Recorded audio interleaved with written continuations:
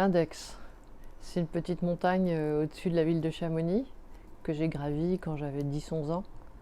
Et ça a été une révélation. Pour un enfant, ça parle quand on dit que c'est un petit sommet pointu et on a l'impression d'être le roi du monde quand on le gravit. La forêt de Fontainebleau, j'ai grandi à côté de Paris. C'est un paysage magique avec des rochers, du sable, de la forêt. Mais tous mes souvenirs d'enfance et de début d'escalade aussi. Ce serait peut-être l'Eiger, la Fastnord Eiger. C'était le pas décisif pour devenir pour devenir une vraie alpiniste, on va dire. L'Eiger, c'est en Suisse. La dernière Fastnord qui a été gravie en 1938.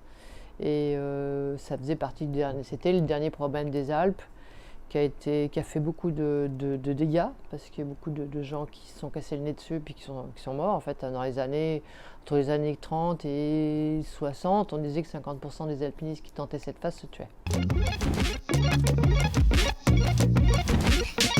Ça dépend si on parle de montagne ou si on parle de rochers purs. Si on parle de rochers purs, ça pourrait être très bien le sud de la France, avec les Calanques, le Verdon, Buux, toutes les belles falaises qui existent en France, mais en Espagne aussi, il y en a beaucoup. Et puis si on parle de montagne, j'aime bien l'Oisans maintenant. L'Oisans, c'est beaucoup plus sauvage, il y a moins de monde, c'est moins fréquenté qu'à Chamonix, je trouve.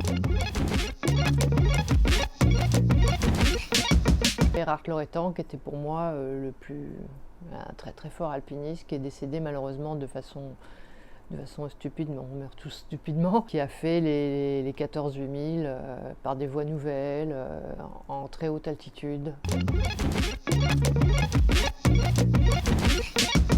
Récemment, il y a Alex Honnold qui a gravi la paroi du Yosemite en solo complet, c'est-à-dire sans assurance aucune. On pensait que ce serait impossible, et là, il l'a fait. C'était pour moi l'exploit du siècle.